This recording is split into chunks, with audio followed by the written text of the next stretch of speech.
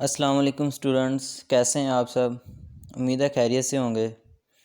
आज हमने जिस टॉपिक की बात करनी है वो है explanation of photo electric effect on the base of quantum theory. यानी हमने फ़ोटो इलेक्ट्रिक इफ़ेक्ट को एक्सप्लेन करना है क्वांटम थ्योरी की बेस पर, क्वांटम थ्योरी की बुनियाद पर। और दूसरा हम ये भी कह सकते हैं कि आइंस्टाइन फ़ोटो इलेक्ट्रिक इक्वेशन कि आइंस्टाइन ने फ़ोटो इलेक्ट्रिक इक्वेशन में क्या कंट्रीब्यूशन की, आज हमने वो देखना है इस टॉपिक में। सबसे पहले हमने बैकग्राउंड रिजल्ट्स देखने हैं फ़ोटो इलेक्ट्रिक इफ़ेक्ट के कि आइंस्टाइन ने फ़ोटो इलेक्ट्रिक इफ़ेक्ट में कंट्रीब्यूशन क्यों की। तो हम देखते हैं कि आइंस्टाइन ने क्या ऐसा डिफेक्ट देखे फ़ोटो इलेक्ट्रिक इफ़ेक्ट के रिजल्ट्स में कि उसने सोचा कि मुझे इस इफ़ेक्ट में कुछ कंट्रीब्यूशन करनी चाहिए। तो फ़ोटो इलेक्ट्रिक इफ़ेक्ट के रिजल्ट्स में जो सबसे पहले हमारे पास रिजल्ट्स हासिल हुआ था, फ़ोटो इलेक्ट्रिक इफ़ेक्ट में एक्सपेरिमेंट्स हमने किया था, हमारे पास जो रिज़ल्ट हासिल हुआ वो ये था कि जो इंटेंसिटी होती है वो फ़ोटो इलेक्ट्रिक करंट के डायरेक्टली प्रोपोर्शनल होती है। इंटेंसिटी फ़ोटो इलेक्ट्रिक करंट के डायरेक्टली प्रोपोर्शनल होती है पहला। जबकि क्लासिकल फ़िज़िक्स हमें ये बताती थी कि जो हमारे पास इंटेंसिटी होती है, हमारे पास जो इंटेंसिटी होती है वो डायरेक्टली प्रोपोर्शनल होती है एनर्जी के। लेकिन जब हमने ये फ़ोटो इलेक्ट्रिक इफ़ेक्ट के रिजल्ट्स देखे उसमें हमें ये मालूम हुआ कि इंटेंसिटी डायरेक्टली प्रोपोर्शन है करंट के। दूसरी जो प्रॉब्लम थी वो आ रही थी टाइम डिले की, कि फ़ोटो इलेक्ट्रिक इफ़ेक्ट ने हमें ये बताया कि जो इलेक्ट्रॉन एमिट हुए हैं, फ़ोटो इलेक्ट्रॉन्स जो मेटल सरफेस से एमिट हुए हैं वो इंस्टेंटेनियसली एमिट हुए हैं, यानी फौरी तौर पर। जबकि क्लासिकल फ़िज़िक्स हमें ये बताती थी कि अगर हम किसी भी वेवलेंथ की किसी भी एनर्जी की लाइट मेटल सरफेस पर एमिट करें तो उससे इलेक्ट्रॉन एमिट होंगे। लेकिन अगर हम कम एनर्जी वाली लाइट फॉल करवाएंगे मेटल सरफेस के ऊपर तो जो इलेक्ट्रॉन हैं वो आहिस्ता आहिस्ता एनर्जी एब्जॉर्ब करते जाएंगे फिर जाकर एमिट होंगे। लेकिन जब हमने फ़ोटो इलेक्ट्रिक इफ़ेक्ट में देखा, हमने डिफरेंट एनर्जी की लाइट कैथोड पर एमिट करवाई, लेकिन ऐसा नहीं हुआ।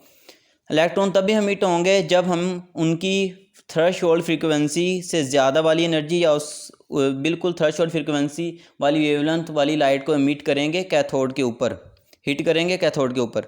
और तीसरी जो प्रॉब्लम आ रही थी वो थी थ्रेशोल्ड फ्रीक्वेंसी की। फ़ोटो इलेक्ट्रिक इफ़ेक्ट में अगर क्लासिकली देखा जाए तो थ्रेशोल्ड फ्रीक्वेंसी को इतना डिफ़ाइन नहीं किया गया था, इसकी इंपॉर्टेंस सिग्निफिकेंस नहीं बताई गई थी।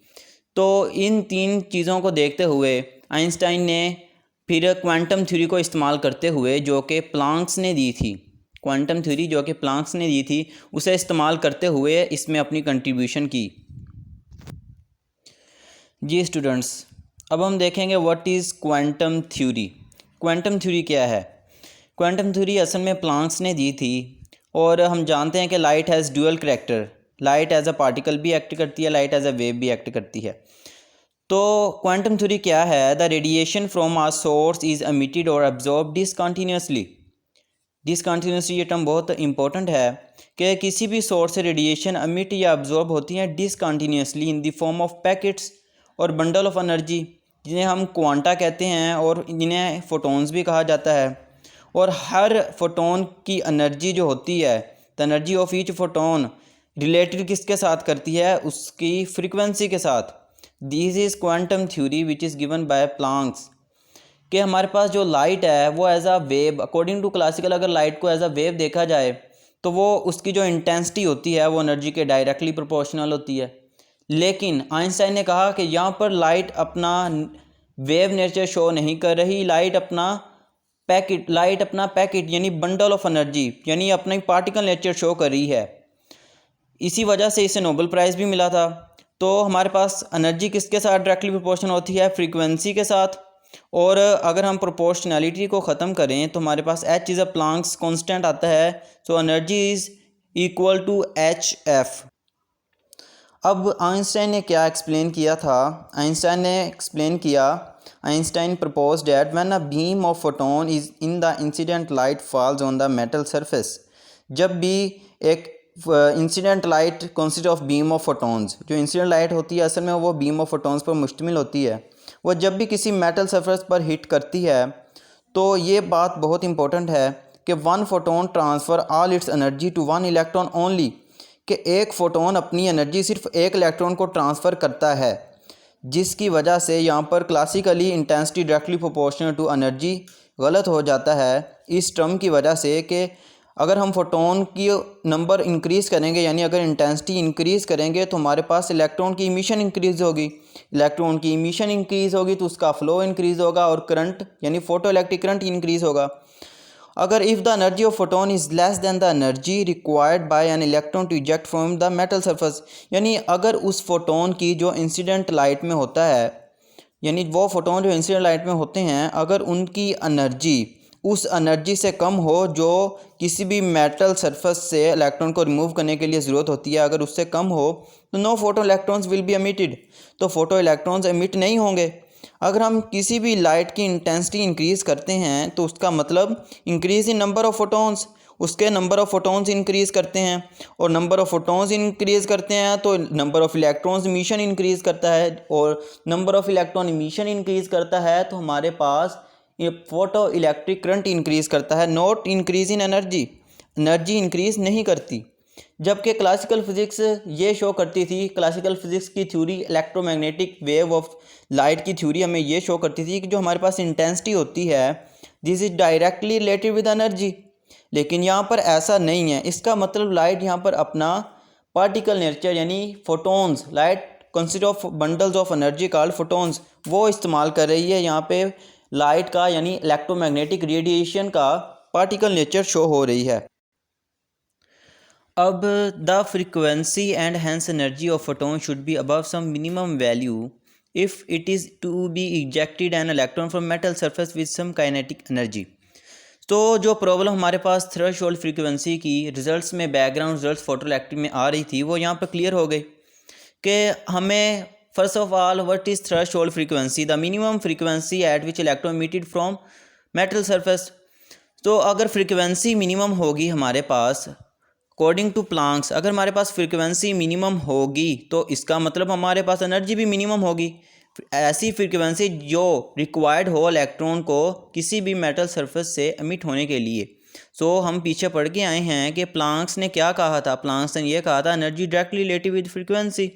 तो अगर फ्रीक्वेंसी थ्रेशोल्ड है तो मिनिमम है, तो इसका मतलब एनर्जी भी मिनिमम होगी। तो यहाँ पर ये सिग्निफिकेंस हो गई थ्रेशोल्ड फ्रीक्वेंसी की।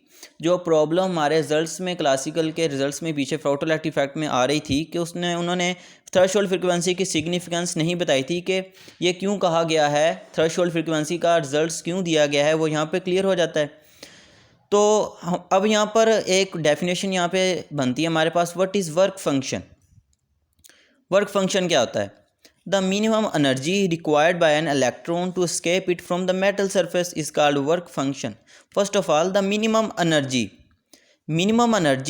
required by an electron, जिसकी इलेक्ट्रॉन को ज़रूरत होती है to escape it from the metal surface, metal surface से रिमूव होने के लिए इलेक्ट्रॉन को जिस मिनिमम एनर्जी की ज़रूरत होती है वो उसका वर्क फंक्शन कहलाती है। इसे वर्क फंक्शन का क्यों नाम दिया गया है?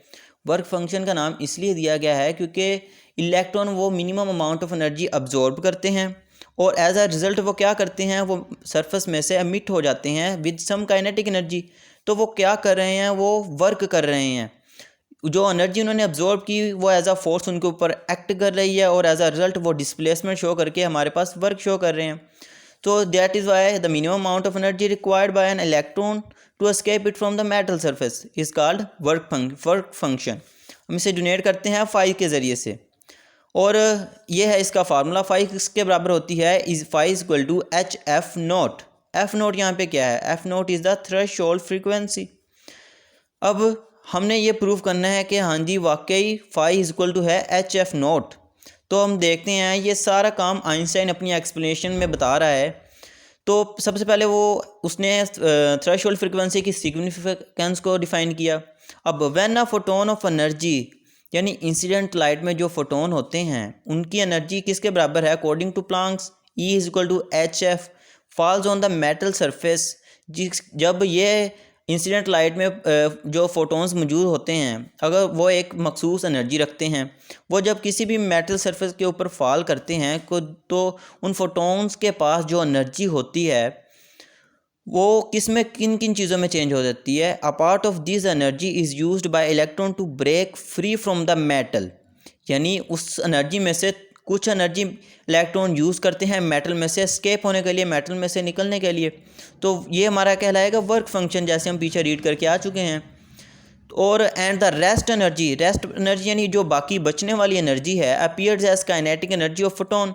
वो काइनेटिक एनर्जी ऑफ फोटोन में चेंज हो जाती है कि जैसे ही इलेक्ट्रॉन किसी मेटल सरफेस में से एमिट होते हैं और वो मूव करते हैं तो वो बाकी energy as a kinetic energy उन इलेक्ट्रॉन्स में स्टोर हो जाती है। तो हम देखेंगे इंसिडेंट फोटोन एनर्जी, यानी जो इंसिडेंट लाइट हमने फॉल की है उसमें फोटोन्स वो consist of bundles of photons, और photons consist of bundles of energy. तो इंसिडेंट फोटोन की एनर्जी किसके बराबर हुई? जो मेटल सरफेस के ऊपर हिट कर रहे हैं उनकी एनर्जी किसके बराबर हुई? वर्क फंक्शन में। वो बराबर हुई वर्क फंक्शन के, यानी वो एनर्जी जो इलेक्ट्रॉन्स को ज़रूरत होती है मेटल सरफेस से निकलने के लिए, plus maximum kinetic energy of photo electrons, यानी फोटो इलेक्ट्रॉन्स की मैक्सिमम काइनेटिक एनर्जी और वर्क फंक्शन आपस में अगर इन दोनों का सम करें तो इंसिडेंट लाइट में जो फोटोन्स हैं उनकी एनर्जी के बराबर हमारे पास एनर्जी निकलती है। तो हमने इंसिडेंट फोटोन ऑफ एनर्जी किसके बराबर है? E=hf। वो पुट करेंगे यहाँ पर hf। वर्क फंक्शन हमारे पास क्या है? Phi, plus maximum kinetic energy हमने फोटो इलेक्ट्रॉन्स की पीछे टॉपिक में भी निकाली थी 1/2 mv²। ये वैल्यूज़ पुट करेंगे। अब हम जैसा कि जानते हैं अगर हमने काइनेटिक एनर्जी फोटो इलेक्ट्रॉन्स की मैक्सिमम काइनेटिक एनर्जी निकालना चाहते हैं तो हम फाई को इसके साथ माइनस कर देंगे, फाई को इधर ले जाएंगे और माइनस कर देंगे और हमारे पास ये इक्वेशन नंबर 1 बन जाएगी। अब किसी भी मेटल सरफेस से एमिट होने वाले इलेक्ट्रॉन्स को फोटो इलेक्ट्रॉन्स कहा जाता है। उनकी मैक्सिमम काइनेटिक एनर्जी अगर ज़ीरो हो जाए तो क्या होगा? मैं first of all maximum kinetic energy उनकी ज़ीरो कब होगी? तभी होगी जब जो इंसिडेंट लाइट उस मेटल सरफेस के ऊपर फॉल कर रही है उसकी फ्रीक्वेंसी थ्रेशोल्ड फ्रीक्वेंसी के बराबर हो जाए। अब अगर उसकी फ्रीक्वेंसी थ्रेशोल्ड फ्रीक्वेंसी के बराबर हो जाएगी तो इसका मतलब उसकी एनर्जी क्या हो जाएगी? मिनिमम। जैसा कि अकॉर्डिंग टू प्लैंक्स हम जानते हैं E=hf। अगर ये फ्रीक्वेंसी इसके बराबर होगी तो यहाँ पे f0 आ जाएगा, और ये तो हम पढ़ के आए हैं कि work function that is called work function. इसका मतलब अगर हमारे पास फोटो इलेक्ट्रॉन्स की काइनेटिक मैक्सिमम काइनेटिक एनर्जी हमारे पास ज़ीरो हो जाए तो पीछे बचने वाली एनर्जी हमारे पास क्या कहलाएगी? Work function. तो यहाँ पर हम उसकी वैल्यू निकाल रहे हैं। तो according to back equation number 1 हमारे पास काइनेटिक एनर्जी ज़ीरो हो गई तो हमारे पास hf माइनस ये फाई है। अब फ्रीक्वेंसी इंसिडेंट लाइट की जो फ्रीक्वेंसी है वो f0 के बराबर हो गई है हमारे पास, तो हम इस इक्वेशन में f की जगह f0 पुट कर देंगे और माइनस ये हमारे पास वर्क फंक्शन, ये इस साइड में मूव कर जाएगा, hf0 इस साइड में आकर प्लस हो जाएगा ज़ीरो के साथ और हमारे पास वर्क फंक्शन की वैल्यू निकल आएगी। अब हमने क्या करना है? हमने ये वर्क फंक्शन की वैल्यू इस इक्वेशन को हमने 2 का नाम दिया, इस इक्वेशन नंबर 2 से इक्वेशन नंबर 1 में पुट करनी है। इक्वेशन नंबर 1 हमें पता है क्या है? 1/2 mv² मैक्सिमम काइनेटिक एनर्जी बराबर थी hf माइनस वर्क फंक्शन, यहाँ पे था वर्क फंक्शन। वर्क फंक्शन की क्या वैल्यू है हमारे पास? hf0, वो हमने यहाँ पे पुट कर दी। जब हमने वर्क फंक्शन की hf0 वैल्यू यहाँ पे पुट की तो हमारे पास काइनेटिक मैक्सिमम एनर्जी किसके बराबर आएगी? hf minus hf0। अब हम वर्क फंक्शन निकालना चाहते हैं तो हमारे पास वो किसके बराबर आएगा? hf0 हमारे पास बराबर आएगा, hf इधर ही रहेगा, hf इधर ही रहेगा। तो सबसे पहले hf0 इधर आकर प्लस होगा, फिर ये काइनेटिक एनर्जी मैक्सिमम उधर जाकर माइनस हो जाएगी। तो हमारे पास क्या आया? hf0 यानी वर्क फंक्शन बराबर आया hf के माइनस काइनेटिक मैक्सिमम एनर्जी के। This is equation number 3। तो यहाँ पर हमें आइंस्टाइन ने क्लियर कर दिया कि इंसिडेंट लाइट जब किसी मेटल सरफेस पे फॉल करती है तो उसमें जो एनर्जी का कंसेप्ट है वो उसने क्लियर कर दिया। एनर्जी को फ्रीक्वेंसी के साथ उसने रिलेट करके ये हमारे पास डेरिवेशन ये इक्वेशन बता दी। तो दूसरी प्रॉब्लम हमारे पास आ रही थी कि इंटेंसिटी है डायरेक्टली प्रोपोर्शनल टू, क्लासिकली देखा जाए इंटेंसिटी डायरेक्टली प्रोपोर्शनल टू हमारे पास होती है एनर्जी के, लेकिन intensity directly proportional photoelectric effect में करंट के शो हो रही थी कि intensity directly proportional to photoelectric current होता है। तो उसने ये बताया कि असल में एनर्जी रिलेट किसके साथ कर रही है? आइंस्टाइन ने बताया हमें कि असल में एनर्जी रिलेट कर रही है इंसिडेंट लाइट की फ्रीक्वेंसी के साथ। जो इंसिडेंट लाइट की एनर्जी है, जो वर्क फंक्शन हमारे पास आया और जो maximum kinetic energy of photo electrons है, हम सब इस रिलेशन से उनकी एनर्जी को निकाल सकते हैं। अब यहाँ पे एक बहुत इंपॉर्टेंट पॉइंट है जो बुक में नहीं लिखा हुआ कि अगर हम वेवलेंथ की टर्म में देखें तो हमारे पास क्या होगा। इन टर्म्स ऑफ वेवलेंथ जैसा कि हम जानते हैं f is to c over lambda होता है। ये किस रिलेशन से आया, हमने पढ़ा है v is to f lambda से। जैसा कि हम जानते हैं f is to c over lambda होता है, तो यही value f is to c over lambda हमने इस इक्वेशन में पुट करनी है। जहाँ जहाँ हमें एफ दिख रहा है हमने उधर ये वैल्यू पुट कर देनी है। जब हम उधर ये वैल्यू पुट करेंगे तो इक्वेशन 3 हमारे पास क्या बन जाएगी, एच सी ओवर लैम्डा नोट, क्योंकि यहाँ पे क्या था एफ नोट, और बराबर हो जाएगा एच सी ओवर लैम्डा, क्योंकि यहाँ पे क्या था f is to c over lambda, -1/2 m v square वैसे ही आ जाएगा। अब हमने काइनेटिक एनर्जी को निकालना है, तो ये इक्वेशन इधर जाकर हमारे यहाँ पर क्या होगी, माइनस हो जाएगी इसके साथ जाकर। या हम सीधे हम कह सकते हैं कि काइनेटिक एनर्जी को हमने निकालना है, तो हम काइनेटिक एनर्जी को इधर रहने देंगे, इसको एच ओवर सी ओवर लैम्डा को उधर जाकर माइनस कर देंगे, और माइनस साइन जो हमारे पास होगा, तो इसमें जब हम इस इक्वेशन को अरेंज करेंगे तो हमारे पास मैक्सिमम काइनेटिक एनर्जी किसके बराबर आ जाएगी, हमारे पास मैक्सिमम काइनेटिक एनर्जी बराबर आ जाएगी एच सी over lambda minus H C over lambda naught के। जैसा कि हम जानते हैं काइनेटिक एनर्जी मैक्सिमम किसके बराबर होती है, वी नोट ई के। हमने फोटो इलेक्ट्रिक इफेक्ट में ये वैल्यू निकाली थी बाय एक्सपेरिमेंट। इसी वैल्यू को हम इस इक्वेशन में पुट करेंगे तो हमारे पास मैक्सिमम काइनेटिक एनर्जी किसके बराबर आ जाएगी, E V naught equal to H C over lambda minus H C over lambda naught. ये लैम्डा नोट यहाँ पे क्या है, lambda naught is a threshold और cut off wavelength of photons. जैसे हमारे पास थ्रेशहोल्ड फ्रीक्वेंसी थी इंसिडेंट लाइट के फोटोन्स की, वैसे ही लैम्डा नोट उस इंसिडेंट लाइट ऑफ फोटोन्स की कट ऑफ या थ्रेशहोल्ड वेवलेंथ है। अब हम इस थ्रेशहोल्ड वेवलेंथ को कैसे डिफाइन करें। अब हमारे पास थ्रेशहोल्ड वेवलेंथ क्या होती है, it is the longest wavelength of incident photon at which photo electrons are emitted. यहाँ पे एक टर्म इस्तेमाल किया उन्होंने लॉन्गेस्ट इन्होंने क्यों कहा है, लॉन्गेस्ट इसलिए कहा है कि हमारे पास जो थ्रेशहोल्ड फ्रीक्वेंसी है वो हमारे पास क्या थी, मिनिमम फ्रीक्वेंसी थी हमारे पास। थ्रेशहोल्ड फ्रीक्वेंसी क्या थी हमारे पास, मिनिमम फ्रीक्वेंसी थी। तो according to Planck's relation e is equal to H f naught, अगर फ्रीक्वेंसी मिनिमम है तो हम एफ यहाँ पे वैल्यू अगर पुट करें तो ये इसके बराबर होती है। अब यहाँ पे फ्रीक्वेंसी मिनिमम है, इसका मतलब वेवलेंथ यहाँ पे क्या होगी, लॉन्गेस्ट होगी, क्योंकि हम जानते हैं कि एफ इज इक्वल टू होता है सी ओवर लैम्डा के। अगर ये हमारे पास ये मिनिमम है अगर हमारे पास, तो हमारे पास लैम्डा क्या होगी, लॉन्गेस्ट होगी, लार्जर होगी। So it is the longest wavelength of incident photon at which photo electrons are emitted. तो ये है हमारे पास वही रिलेशन जो मैंने यहाँ पे प्रूव कर दिया है। अब हम रिजल्ट्स की तरफ आते हैं। This is very important results जो आइंस्टाइन ने बताए। The phenomenon of photoelectric effect cannot be explained if we assume that light consists of waves and energy is uniformly distributed over its wave front। कि अगर हम light को ये consider करें कि लाइट क्या है, एक वेव है और उसमें एनर्जी जो डिस्ट्रीब्यूटेड होती है वो कंटिन्यूसली होती है, तो फोटो इलेक्ट्रिक इफेक्ट एक्सप्लेन नहीं हो सकता। फोटो इलेक्ट्रिक इफेक्ट तब ही एक्सप्लेन होगा अगर हम लाइट को समझें, लाइट को ये एज्यूम करें कि light consist of corpuscles of energy known as photon. तो फर्स्ट ऑफ ऑल कॉर्पसल्स क्या होते हैं, दिस इज टीनी पार्टिकल्स को कहा जाता है कॉर्पसल इज टीनी पार्टिकल। तो उन टीनी पार्टिकल्स को हम फोटोन कहा जाता है, यानी हम एक्सप्लेन तब कर सकते हैं फोटो इलेक्ट्रिक इफेक्ट को जब हम ये तसव्वुर करें कि जो हमारे पास लाइट है consist of photons and each photon is absorbed only by a single electron. वही बात कि हर फोटोन जो है वो एक ही इलेक्ट्रॉन को अब्जॉर्ब करेगा या एक ही इलेक्ट्रॉन में अब जाकर अब्जॉर्ब होगा। So this it shows the corpuscular nature of light. This is show corpuscular nature of light, यानी particle nature. Photo electric effect हमें क्या बताता है कि लाइट शो पार्टिकुलर नेचर।